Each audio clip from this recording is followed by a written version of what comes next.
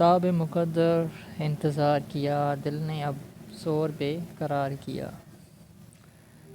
السلام علیکم to every one. آج کے اس لیکچر میں ہم ڈسکس کریں گے ردیف، قافیہ، مطلع، مقطع، جو کہ تمام اہم ہیں اردو لٹریچر کے حوالے سے، کیونکہ اردو سبجیکٹ کو دیکھا جائے تو اس بار جیسے آپ جو آرٹس کیٹیگری ہے اس میں یہ جو ہے کمپلسری ہے، ٹھیک ہے نا، اردو، چاہے ان کی میڈیم جو ہے انگلش ہو، سندھی ہو، جو بھی ہو، پر ان سے کوسچن جو ہے اس حوالے سے پوچھا جائے گا، ٹھیک ہے نا۔ تو ہم ڈسکس کریں گے کہ ردیف، قافیہ، مطلع، مقطع کیا ہوتے ہیں اور کیسے ان کے بارے میں کوسچن جو ہے SST میں پوچھا جائے گا۔ تو ہم شروع کریں گے ردیف سے، ٹھیک ہے نا، شارٹلی کہ ردیف کیا ہے، اور کبھی کبھی ایسے بھی ہوتا ہے وہاں پہ پوچھتے ہیں کہ ردیف کی لفظی معنی کیا ہے، ٹھیک ہے نا۔ تو وہاں پہ آپشنس ہوں گے اور آپ سب کو پتہ ہے کہ آپشن جو ہے آپ کو صحیح سے سمجھنے ہوں گے، وہاں پہ جو ہے نیگیٹو مارکنگ ہوگی۔ مفہوم ردیف کو ہم دیکھا جائے تو ردیف کی لفظی معنی ہے گھوڑے پر کسی کے پیچھے سوار ہونے کی ہے، ٹھیک ہے۔ ردیف کی معنی ہے گھوڑے پر کسی کے پیچھے سوار ہونے کی۔ اب اس کی تعریف میں ہم دیکھیں تو تعریف میں بتا رہا ہے کہ اب دیکھیں ردیف میں نے جو ابھی شاعر پڑھا تھا فصل میں، تو اس میں جو کیا لفظ تھا، دیکھیں ہم لٹریچر یا شاعری کی بات کریں تو وہاں پہ کیا ہوتا ہے، ردیف یہ کچھ جو رولز ہوتے ہیں ہم یوز کر کے لینگویج کو جو ہے وہ اور اچھے لحاظ میں پیش کرتے ہیں، تو اس وجہ سے ان چیزوں کو ہم صحیح سے دیکھیں کہ ردیف، قافیہ، مطلع، مقطع جو ہے وہ آپ لینگویج کو امپروو کر کے ایک سلیقے سے جو ہے پیش کرتے ہیں کسی سے بات کرنے کے حساب سے، تو ان چیزوں کے حوالے سے ہم بات کریں۔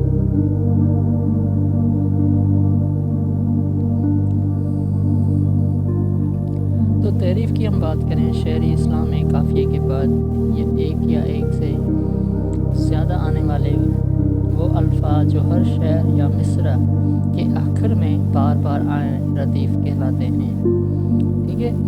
شعری اسلام میں قافیے کے بعد ایک یا ایک سے زیادہ آنے والے الفاظ جو ہر شعر یا مصرع کے آخر میں، ٹھیک ہے، یہ چیز آپ دیکھیں مصرع کے وہاں پہ ہم نے اس کی جو لفظی میں نے دیکھی، اس میں بھی لکھا ہوا تھا پیچھے، تو آخر میں بار بار آئے ردیف کہلاتا ہے، ٹھیک ہے، یہ چیز۔ ردیف عام طور پر ایک لفظ اور کبھی ایک سے زیادہ الفاظ پر مشتمل ہوتا ہے، ٹھیک ہے۔ اب ان کے بارے میں جو ایک خصوصیات بتا رہا ہے کہ وہ کیسا ہو سکتا ہے، کیونکہ اب دیکھیں ہمیں تو پتہ ہوتا ہے، ٹھیک ہے نا، ردیف کیا ہوتا ہے، جو شعر کے آخر میں بار بار چیز آئے وہ ردیف ہوتا ہے، لیکن اب دیکھیں اس کے بھی کچھ رولز ہوتے ہیں، ٹھیک ہے نا۔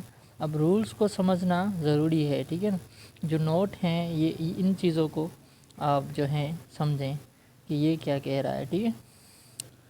ردیف عام طور پر ایک لفظ اور کبھی ایک سے زائد الفاظ پر مشتمل ہوتی ہے، ٹھیک ہے۔ اب دیکھیں ردیف عام طور پر ایک لفظ اور کبھی ایک سے زائد الفاظ پر مشتمل ہوتی ہے۔ اب دوسری بات کر رہا ہے کہ ردیف کے لفظ یا الفاظ کا مستقل ہونا ضروری ہے، ٹھیک ہے۔ لفظ یا الفاظ جو ہیں اس کا مستقل ہونا ضروری ہے۔ ہر نظم یا غزل میں ردیف کا ہونا لازمی نہیں، ٹھیک ہے۔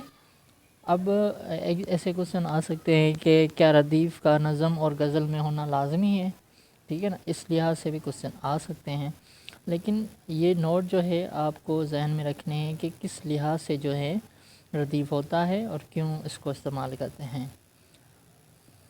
ردیف پرانی شاعری میں نہیں تھی، مگر اس کے آنے سے شعر میں حسن، روانی اور ترنم پیدا ہو گیا ہے، ٹھیک ہے۔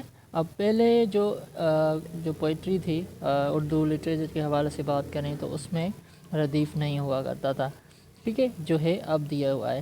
اب مثال ہے، اس کو سمجھنا ہمیں بہت ضروری ہے، کیونکہ اس لحاظ سے ایک جو کوسچن ہے وہاں پہ آ سکتا ہے، ایک شاعر کسی کا بھی شاعر کا آ سکتا ہے کہ یہ جو ہے شعر لکھا ہوا ہے، اس میں کون سا ردیف ہے، ٹھیک ہے۔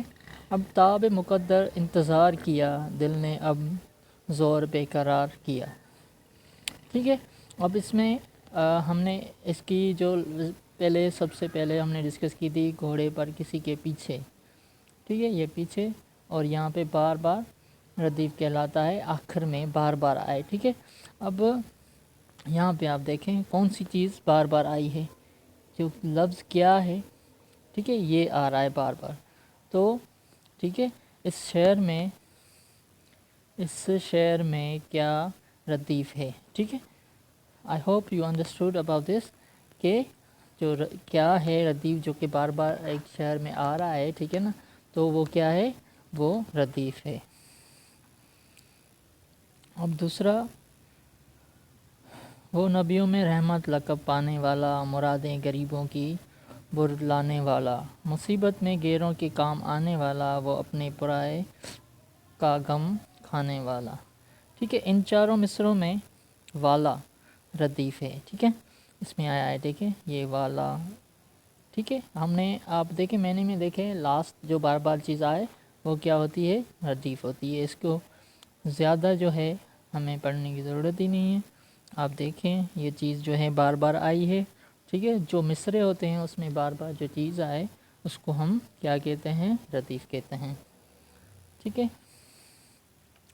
بعض اوقات ردیف ایک سے زائد الفاظ پر مشتمل ہوتی ہے، ٹھیک ہے۔ اب 4 جو ہے نوٹ نمبر، اس میں ہم دیکھیں، پھر راہ سے وہ یہاں آتے آتے اجل مر رہی ہے تو کہاں آتے آتے، ٹھیک ہے۔ یہاں پہ جو دو الفاظ آ رہے ہیں، آتے آتے، ٹھیک ہے، جو مس انڈرسٹینڈنگ ہو جاتی ہے کبھی کبھی کہ ہم کہتے ہیں وہاں پہ ایس پی ایس سی میں ایسا شعر آ جائے، ٹھیک ہے، تو وہاں پہ آتے آتے جسٹ ایک الگ لکھا ہو تو ہم ایک کو جو ہے وہ ٹک کر دیں یا آپشن کو اس کو رائٹ کر دیں تو وہ غلط ہو جائے گا، کیونکہ ہم نے نوٹ میں پڑھا تھا کہ یہ بار بار آ سکتا ہے،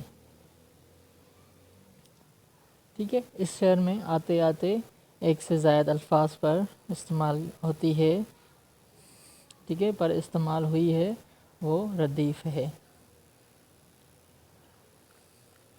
ٹھیک ہے۔ ہم بات کرتے ہیں اب قافیے کے بارے میں، ٹھیک ہے۔ ہم نے بات کی ہے پہلے ردیف کے حوالے سے، اب کریں گے قافیے کے حوالے سے۔ اب بیسیکلی قافیہ کیا ہوتا ہے وہ بھی دیکھیں، ایک لائک پارٹ ہوتا ہے اس کا، ٹھیک ہے۔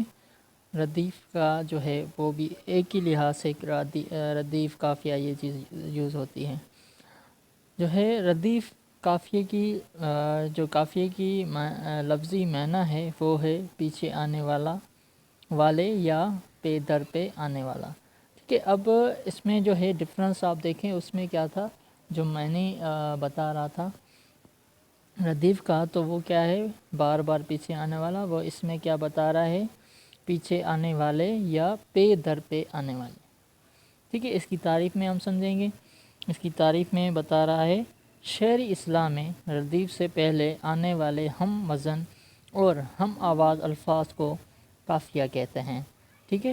شاعری اصطلاح میں ردیف سے پہلے آنے والے ہم وزن اور ہم آواز الفاظ کو قافیہ کہتے ہیں، ٹھیک ہے۔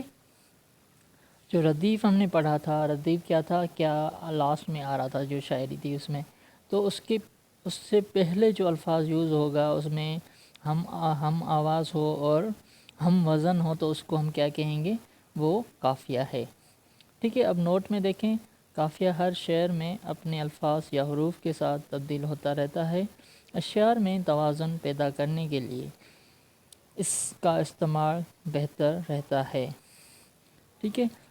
قافیے کی خوبصورتی یہ ہے کہ ایک ہی لفظ سے ردیف اور قافیہ دونوں کا کام لیا جا سکتا ہے، ٹھیک ہے۔ قافیے کی یہ خوبصورتی ہے کہ ایک ہی لفظ سے جو ہے ردیف اور قافیے دونوں کا کام لیا جا سکتا ہے۔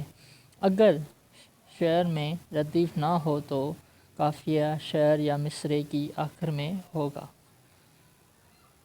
ٹھیک ہے۔ اگر شعر میں ردیف نہ ہو تو قافیہ شعر یا مصرعے کی آخر میں ہوگا۔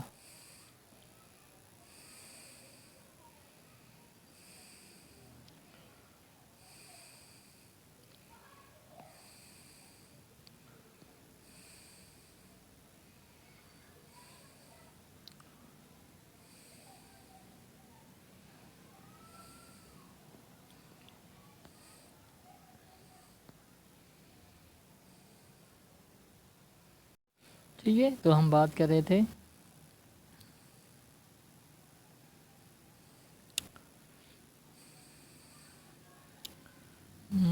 کس چیز کے بارے میں بات کر رہے تھے؟ قافیے کے بارے میں، ٹھیک ہے۔ قافیہ کا جو پہلا نوٹ ہے وہ میں نے پڑھا تھا، اگر شعری میں ردیف نہ ہو تو قافیہ شعر یا مصرعے کے آخر میں آئے گا، ٹھیک ہے۔ یہ اس چیز کے بارے میں ہم بات کر رہے تھے، ٹھیک ہے۔ ہم جو مثالیں ہیں اس کی، اس میں سمجھنے کی کوشش کریں گے کہ کیسے ہے، اس میں آپ کو بہتر نمونے یہ سمجھ آ جائے گا۔ شاعری جو ہے، شاعری میں قافیے کی پابندی ضروری ہے، ردیف ضروری نہیں۔ آزاد نظمیں قافیے کی پابندی نہیں ہوتی۔ مثالیں: یہ آرزو تھی تجھے گل کے روبرو کرتے، یہ آرزو تھی تجھے گل کے روبرو کرتے، ہم اور بلبل بے تاب گفتگو کرتے، ٹھیک ہے۔ اب یہ جو شعر ہے اس میں ہم دیکھیں گے کہ ردیف کون سا ہے۔ اس شعر میں کرتے ردیف ہے اور اس سے پہلے دونوں مصروں میں روبرو، ٹھیک ہے۔ ایک کیا ہے؟ روبرو، اور